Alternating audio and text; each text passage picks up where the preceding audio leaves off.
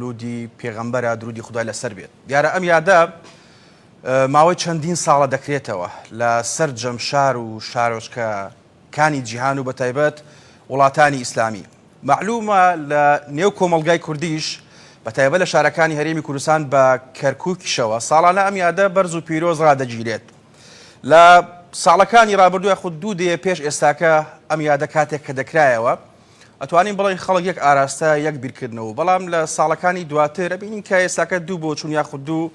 ئاراستە و دوو تەوژم هەیە. بەشێکی زۆری خەڵک کاڵێم زۆر یاخود زۆرینە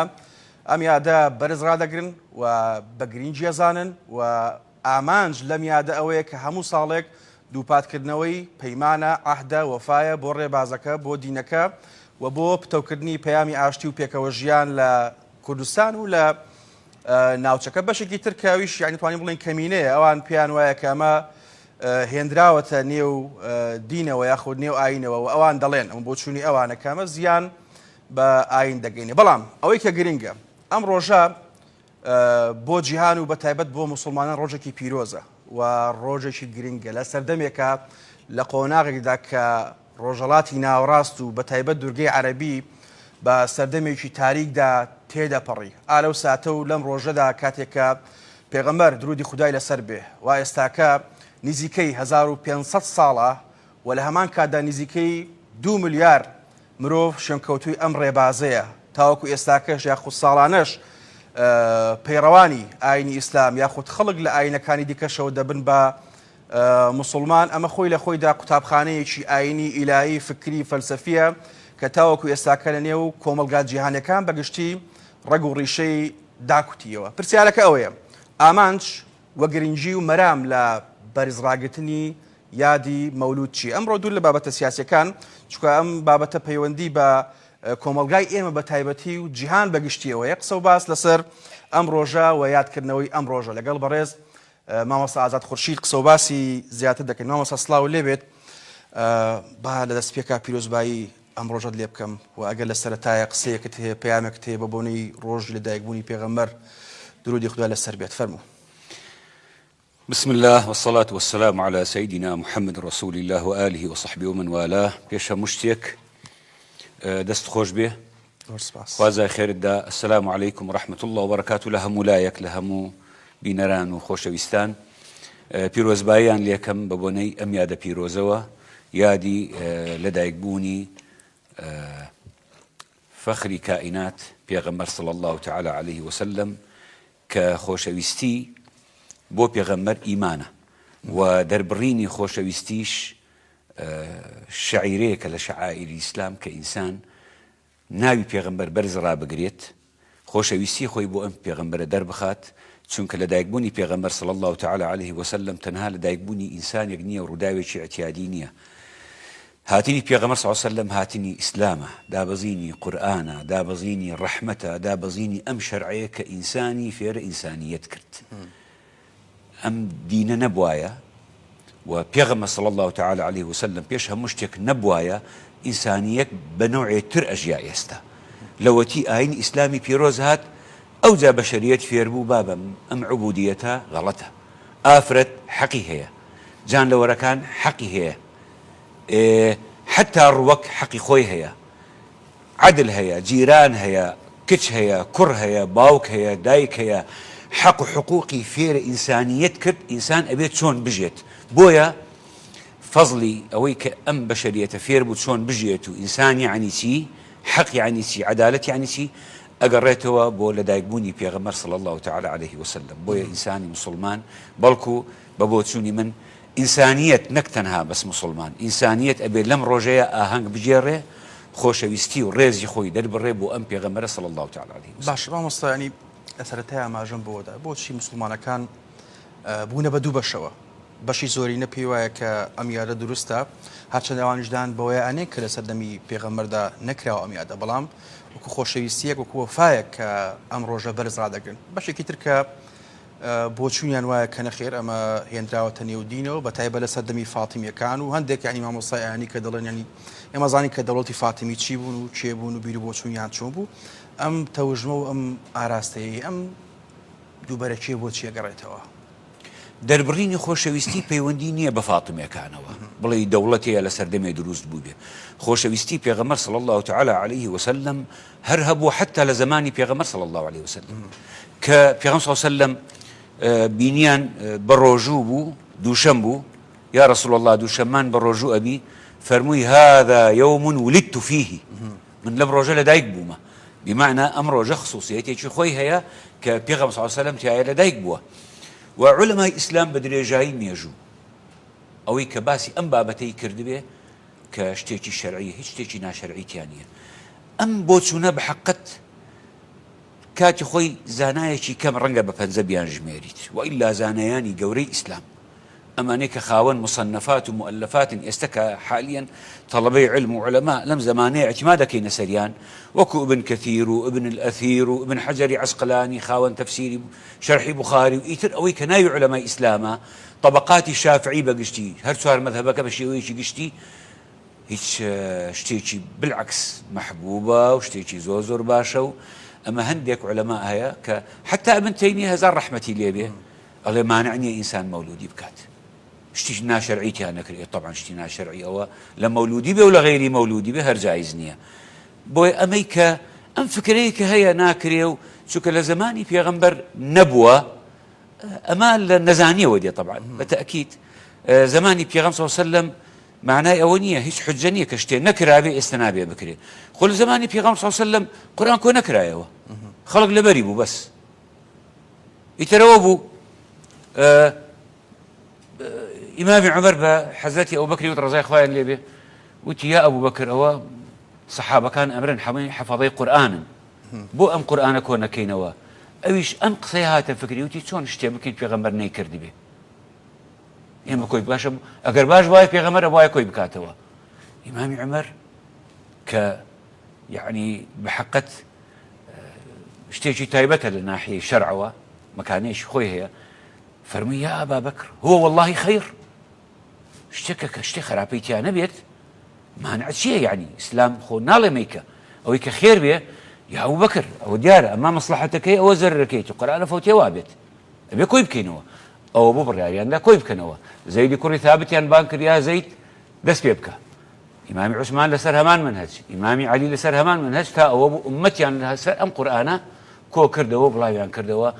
زۆر شتێ ئێمە ئێستا لە زمانی پێغەمبەر دەوراتی قورئان خۆ نەبوو احتفال بە بۆنەی ختمی قورئان نەبوو هەزارەها شت ئێستا ئەیکەین هو والله خەیر قسەکە ئیمامی عومەرە هەر شتێک کە خێر بێ و مەسلەحەت بێ و ئینسان عەقڵی هەیە و شەرعی هەیە بە میزانی شەرع محەڕەماتی تایە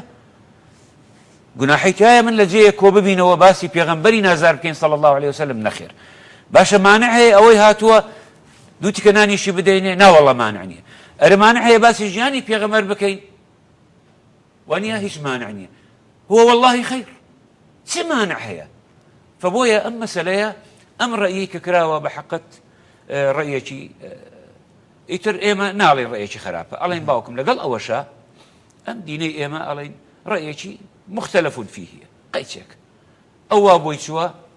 ڕێز لە ڕەیەکەیشی ئەگرین احتیفالیش مەکە بەس بۆت نییە لەسەر منبەری میلەتی کوردی شافعی بڵێ مەولودی بدعەیە ئەمە تاوانە لەسەر منبەری پێغەمبەر صلی الله علیه وسلم لەسەر خاچی کوردستان تۆ فتوایەک بێنی لە دەرەوەی کوردستانەوە فەرجیکەیتە سەر ئەم میلەت ڕێک ویستمە پرسیارە بکەم یعنی دەرەوەی کوردستان بۆ نمونە تا چەند ئەم جیاوازیە لە بیرکردنەوەیە وای لێ هاتووە توانین بڵێن معادلاتی سیاسی یاخۆ تەدەخولاتی سیاسی دیارە باسی ئێستا ناکەم ڕەنگە بۆ چەندەیەک بە لێسە بگەڕێتەوە ئەم خزانە سیاسیە لە فکر و لە ئایدۆلۆژیایە کاتێک کە هاتووە ئەم وڵاتەوە و یاخود بەشێک لە وڵاتان کاریگەری هەیە بۆ لەسەرەوەی کە ئەم بۆ چونە جیاوازە بێت و بەم ڕۆژە بۆ وترێ بیدعا کاکە فارس ئاین بەشێک بۆ لەو شتانی کە سیاسیەکان بەکاریان هێناوە استیغلال کراوە تا ڕادەیە زۆر یعنی ئێران ئێستاش هەوڵەدا تەشەیوع بڵاو کاتەوە چونکە کەوتت تەشەیوع بوو بە شیعە بمعنە خاوەن با بڵێن تابعی أو مفتي أبي آية لنجفة، آية لكربلاء، آية لتارانا، أبي تخاون نظري ولي الفقيه مرجع كت مشتبه خامنة إيه فلان دواي وفلان يتر وكو عقل ما مصا دين تبع يد رستك دواي خوي كتو بابلين السعودية أمره برنامج شيء هرسن برنامج يسا حتى للسعودية كالبوتو أو نوعا ما وش السعودية برنامج تري يستا بس أول نيك للسعودية بون بكاره هندرا أو برنامج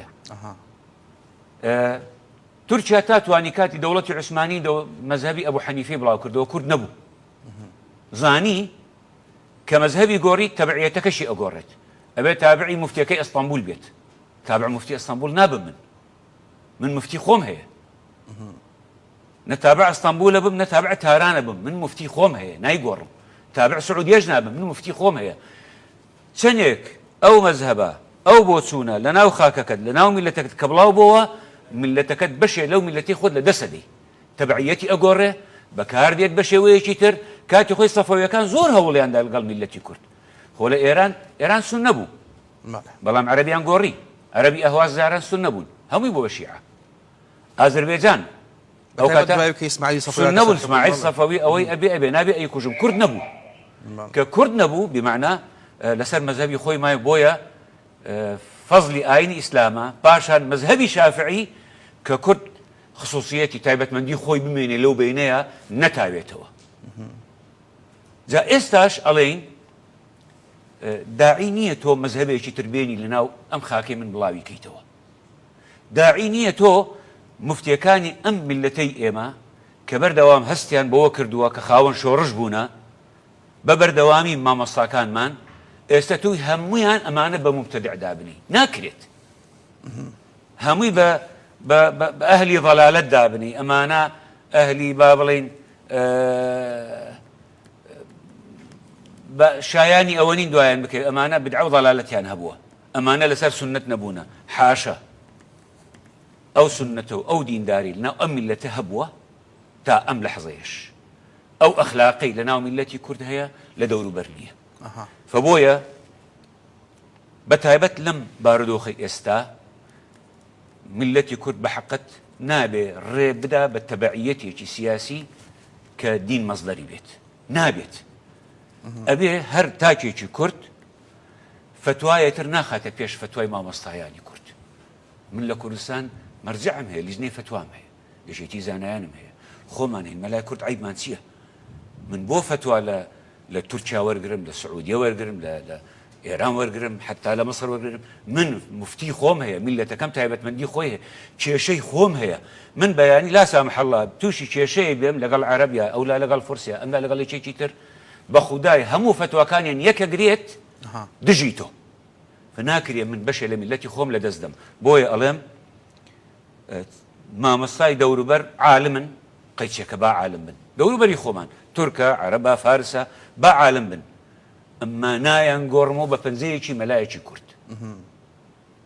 رزشان ليقرمو عالم يشتم رحمة شان بونيرم اما قضية يخوم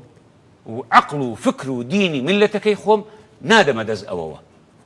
أبي بدس خاون قضية كبيت كما مصطاياني كرد جاء أم بابا بويا ألم بحقت وكو ظاهر آينا بلام جوري بكارهنان واستغلالك نخير سياسته من معجبي كاكا فارس بحقت معجبي ترك ترك بنوعك آيني إسلام بكار دينيه يعني إنسان مانعني درسي كان لي ورقري بينيما لوي صوفي وسلفيان هي وقيمة بلام ك آلايكي ترك بكويت زوي سلفي بيش صوفي هاواري لي برزبيتوا وناني هشتو آين ببيت كيش لولاته أما لا يخومان وانيا عكس لا يخومان وانيا لا يخومان أم ملته قرب سر لقل أوهم درد سري كهيتي كوتويت ناوية كان لسر من بر أما بدعية أما أنا قمران أما أنا أوهات جوين قصينا 20 سكايتي برو زينابك لو باشترى برو آرق بخو لو باشترى إيتر أما حالي بحقت أما أم خللا أمشتلا لا يترك نايبيني من بينيم ك هيرشان كرد سر لفكر منايا تشوبو سري كاني بو سورة فتح خندو يا عفرين بو سورة فتح کە سەیری با بڵێن مەقتەعەکانیان مەکرد سەلەفی سۆفی ئوردوغانی بە یەک دەنگ هەموویان ئەو کێشەیەیان نییە لە ناویەکە لە تورکیا دکتۆراکەم لەوێ بوو ئەبینم چۆنن لەگەڵ یەکە ڕێز لە یەکتری ئەگرن و ناهێڵن ئاین ببێتە کێشە ئەو لەگەڵ کافرەکە ئەڵێ لەکم دینکم وەلیە دین ئێ بۆ بکەنە ناویەکە ئێمە وەک موسڵمان جا من کاکە پارس پەیامێکم هەیە لێرە بەڵێ فەرموو خوا سبحانه وتعالى ببيغمر في المسيح صلى الله عليه وسلم القرآن طه ما أنزلنا عليك القرآن لتشقى إما دين ما نهينا وبوي جيانتان اللي بشيويني بوي لتسعد جيانا درخي مرتاح إلى جيانا قرآن بو هاتوا قرآن أفرميه وتعاونوا على البر والتقوى ولا تعاونوا على الإثم والعدوان ولا تلمزوا أنفسكم ولا تنابزوا بالألقاب بئس الاسم الفسوق بعد الإيمان باس يكتر مكان بخرابة والله حديثي كيا أبي هرتا جيجي كرت كخوي بخاون إيمان زاني لبري شيكات أفرمي صلى الله عليه وسلم من صلى صلاتنا أو نيجي كرت أو نيجيك إسلام أمري بيفرمو من صلى صلاتنا واستقبل قبلتنا كروي لقبلة كمان كرت وأكل ذبيحتنا يعني قرباني لسر بابرين لسر حلال وحرامي إمبو يعني هنا معناه يا أخوي لسر حلال وحرامي إمبو له ذمة الله وذمة رسوله صلى الله عليه وسلم فلا تخفر الله في ذمته أوي نيجي مسلمان بكات أم نيجي كإما هم مانيكين لجمعة كان ولا مزقوتة كان أوي رولا قبلة كمان بكا أوي حلال وحرامي إيما أقاداري بيت وأكل ذبيحتنا له ذمة الله وذمة رسوله لذمة إخوة لحماية إخوة وبيغمبره دخالة إخوة وبيغمبره فلا تخفر الله في ذمته أقادار بن سكايتي بأخوامك تعدامك أن سريش إخوة بلي لحمايتي من تبتي تعداي لبكيت أمروها مو ملتي كرد أو يخوي بمسلمان زانية والله همان أهل قبلي والله همان نيجكين والله همان قربانيكين أو هي بيت تداعي هي سكايتي بيكتر بكين كبيغمر لنا بي سكايتي بكين تداعي هي خيني يكتري حلال بكين تداعي هي كأمر إسلام الله تعاونوا على البر والتقوى بر والتقوى إيما أوي بشت يقبقرين كملتي كرد بيكسن والله بيكسن بالله بيكسن أجر إيما نبينا بشت بو يكتري أجر إيما دس يك نقرين أجر إيما يكتري ما خوش بيه يتر والله معنا يدجمنا كشمان مرتاح بيت باش ما مصابوشي لهريمي كردستان أو ما هو چند سالك بتهاب لم سالاني دواي يعني سال بصال أم ياد زياتر وباشتر يعني برزرا تجيلت وقت مشاي شالكان يهريمي كردستان وكده أمره سليماني زور جواز بو هولير بهماشي يعني همو سالك هواز جواز على كركوك كاتي خو يعني كوملك تشو خانقاه برزرا جيران يعني سأكريته بلان رنجا براود بشاركاني هريمي كردستان بو شوازن أبي أم روحيته بو شي قريته بو أقرته وك أو فكريك هات تو أنا ينبو بميني فكريك زعيب بو نامو بو بيبنى ما بو بحقت فكرك مبدأ كي تواوبي وأصل كي تواوبي ودليل كي تواوبي وشرع كي تواوبي أتواني بميني بلام خلقك كش بو يدركوت سكتوك زاني شون بداية كاكا فارس كيتش بابتك بو باسكا رنگ سرتا استحضاري نتواني ليش ديتو بجواني ولي حالي بجواني لو أنا كنت هضم نكري سرتا جاري هشتا سرتايا كرديش خلشي زور ما هي هشتا رنگ لشرع نزاني كرد زور بي عربيش نزاني فقيرا كأمانة وببلقو أمواي أو الشرع وأما تواو أمانوان وأمانوان رنگ قناعة بيني بس هواش يواش بلقا كان هات نرو شيكرانوا خلقك لي حاليبون بوي دركوت كأم شتاني كدروس كرا أو النبو كسرتاك باب والله ملي حالي تبين كاتي خوي استبو من دركوت جابويا هر بيرو بوتسوني شي كخاون أساس نبي وبلغا كاني ريكوبيك نبي كبدعايهات ببارهات بصفقي سياسيات إلا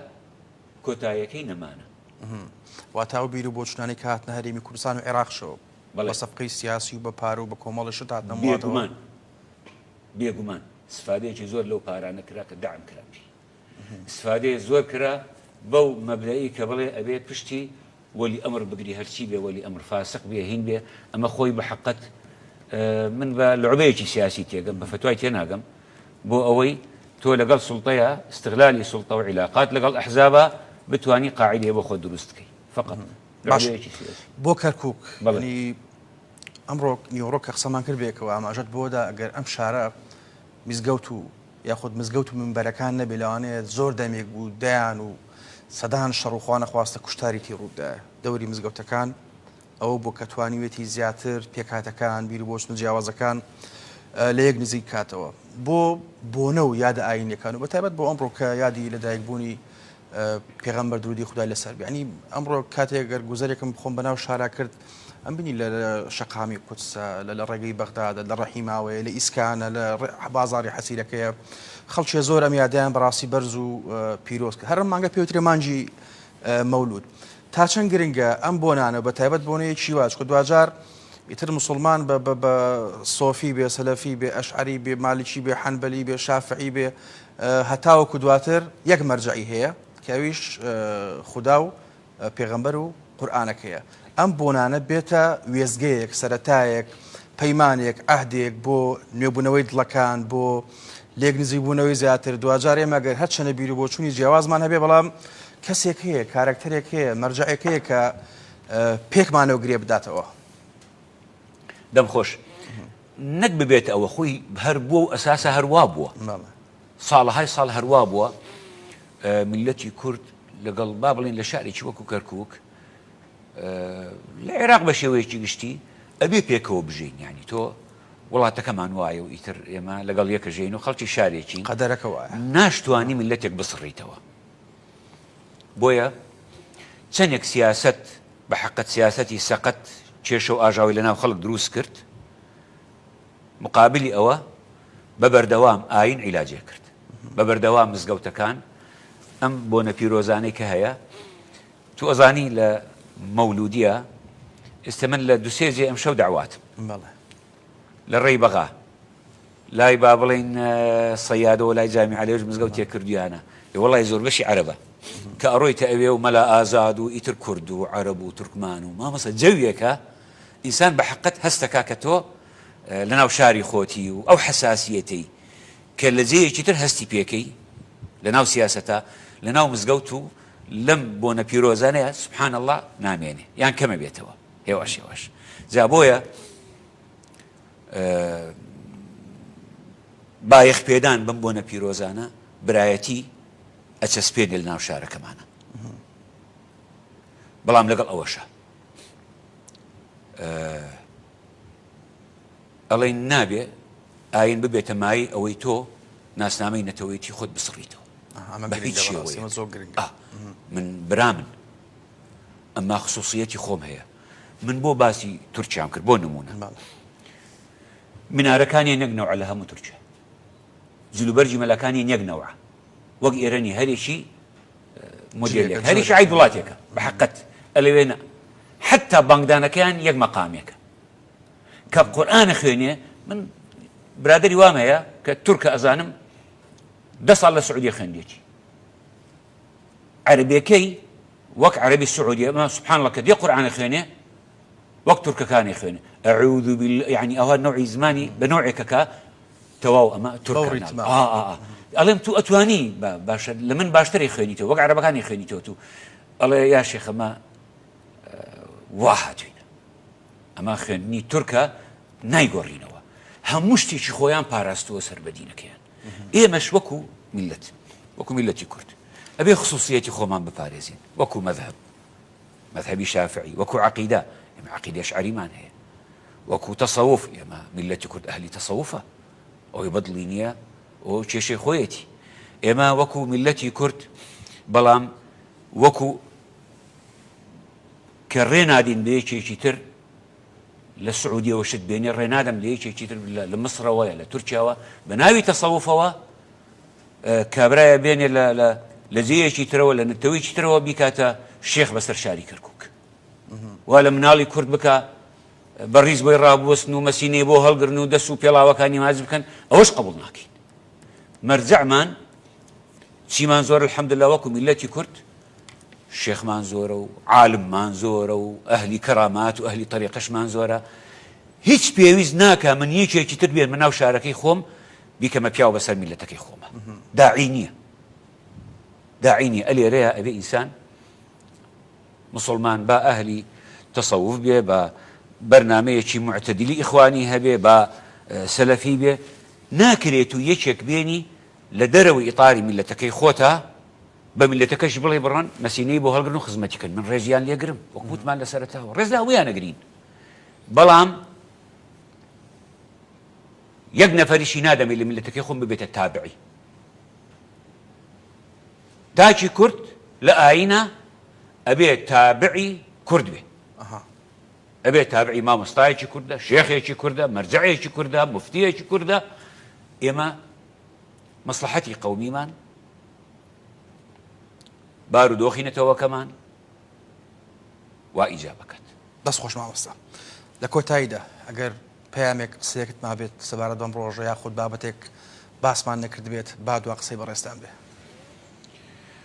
ئەوەندە ئەڵێن مامۆستایانی کورد بە سۆفی و بە سەلەفی و بە هەموو لایەن و بۆچوونەکانی تر وەکو شاری کەرکووک هەمومان براین. ئەرکی سەرشانمان ئەوەیە